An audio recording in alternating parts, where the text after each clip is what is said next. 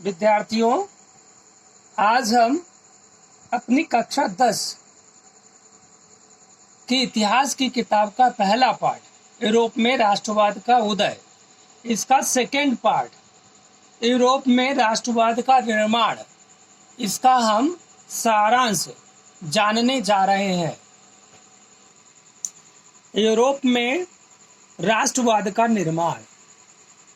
सामूहिक पहचान या समान संस्कृति नहीं होने के कारण कोई भी राष्ट्र राज्य यूरोप में नहीं थे। अलग अलग क्षेत्रों में रहने वाले लोग अक्सर अलग अलग भाषाएं बोलते थे।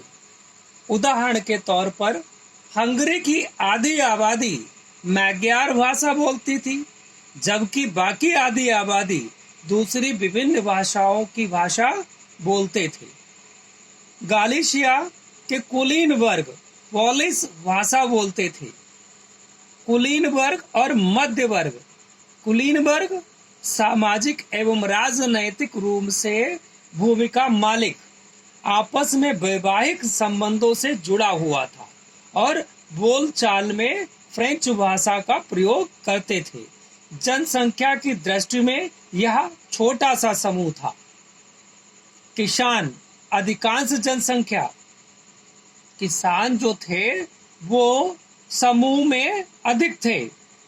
मध्य वर्ग कस्बों के विकास और वाणिज्यिक वर्गों के उदय के साथ ही एक नया सामाजिक वर्ग उभरा। यह शिक्षित और उदारवादी मध्य वर्गों के बीच ही राष्ट्रीयता के विचारों को लोकप्रियता मिली। राष्ट्रवाद के क्या मायने थे? उदारवादी व्यक्ति की आजादी और कानून के समक्ष बराबरी लिए खड़ा था। निरंकुश शासक और पादरी वर्ग विशेषाधिकारी की समाप्ति हुई। संसद के माध्यम से एक संविधान और प्रतिनिधि सरकार बनाई गई। आर्थिक क्षेत्र में उदारवाद, बाजारों की मुक्ति और चीजों और पूंजी के आगमन पर राज्य द्वारा लगाए गए प्रतिबंधों को समाप्त करने के पक्ष में थे। जोलवरीन एक सीमा शुल्क संघ। जोलवरीन एक तरीके का टैरिफ बाधाओं को समाप्त कर दिया गया था। मुद्राओं की संख्या को 2 तक कम कर दिया गया और गतिशीलता को प्रोत्साहित करने के लिए रेल के नेटवर्क को बढ़ावा दिया गया। 1815 के बाद एक नया रूढ़िवाद। नेपोलियन द्वारा शुरू किए गए परिवर्तनों से यह मान लिया गया कि राज्य और समाज के स्थापित संस्थानों को मजबूत बनाने में सक्षम है।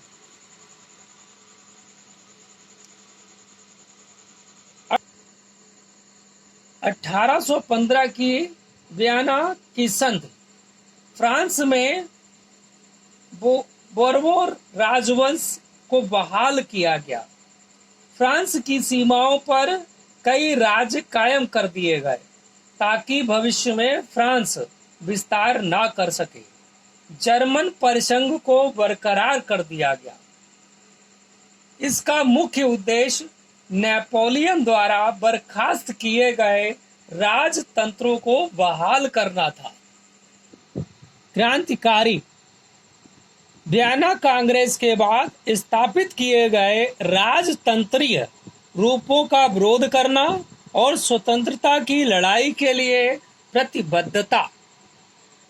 जोसेफी मैक्सिनी 1807 में जिनोवा में पैदा हुआ था। कार्बोनारी के गुप्त संगठन का सदस्य था। मार्सेई में युवा इटली एवं बर्न में यंग यूरोप की स्थापना की। एक गणतंत्र राष्ट्र के रूप में इटली के एकीकरण पर विश्वास था। क्रांतियों का युग 1830 से 1848। फ्रांस में जुलाई 1830 में बोर्बोन राजाओं को उखाड़ फेंका गया और एक संवैधानिक राजतंत्र स्थापित किया गया। बेल्जियम नीदरलैंड के संयुक्त राज्यों से अलग हो गया। 15वीं शताब्दी के बाद से ग्रीस, जो ऑटोमन साम्राज्य का हिस्सा था, आजादी के लिए संघर्ष आरंभ किया। कस्तूनतिनिया की संधि ने 1832 में ग्रीस को एक स्वतंत्र राष्ट्र के रूप में मान्यता दी। रूमानी कल्पना और राष्ट्रीय भावना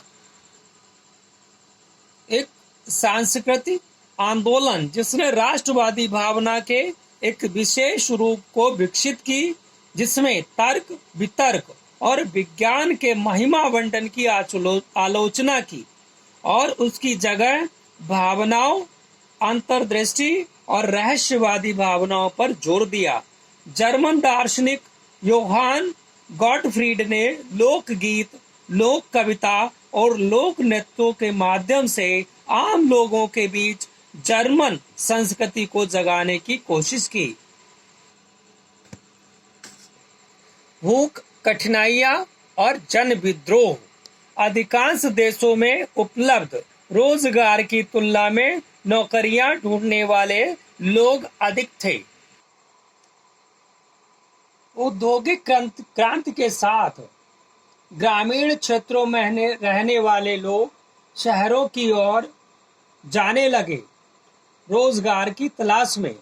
इससे शहरों की आबादी बढ़ने लगी और ग्रामीण इलाकों की अतिरिक्त आबादी शहर जाकर के भीड़-भाड़ इलाके वाली गरीब बस्तियों में रहने लगी, जिससे खाद्य पदार्थ की कीमत बढ़ना एवं फसल के खराब होने के कारण शहरों और गांव में व्यापक गरीबी फैल जाती थी।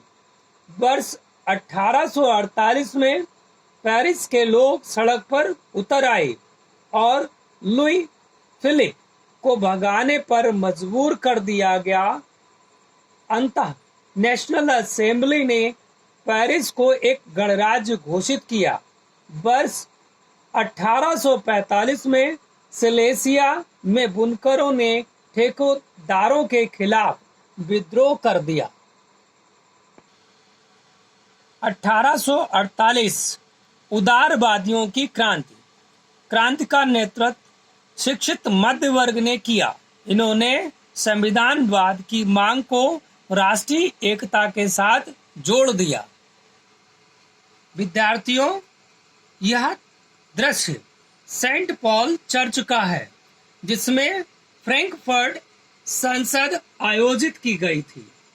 18 मई 1848 को राजनीतिक संगठन के 831 निर्वाचित सदस्यों ने फ्रैंकफर्ट संसद की बैठक सेंट पॉल के चर्च में आयोजित की और जर्मन राष्ट्र के लिए एक संविधान का मसौदा तैयार किया गया।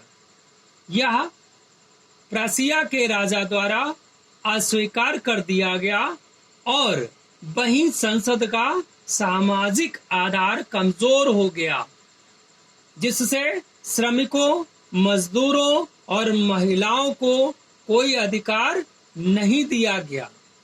इन्होंने निरंकुश राजतंत्रों में कुछ बदलाव लाने के लिए मजबूर किया। भूदासत्व और बंधुआश्रम को समाप्त कर दिया गया। हंगरी को अधिक स्वायत्तता दी गई। विद्यार्थियों, शेष पाठ का सारांश हम अपने नेक्स्ट वीडियो में जानेंगे। अतः आपको कोई भी इस पाठ से रिलेटेड क्वेश्चन है तो आप अपना क्वेश्चन कमेंट बॉक्स में छोड़ सकते हैं।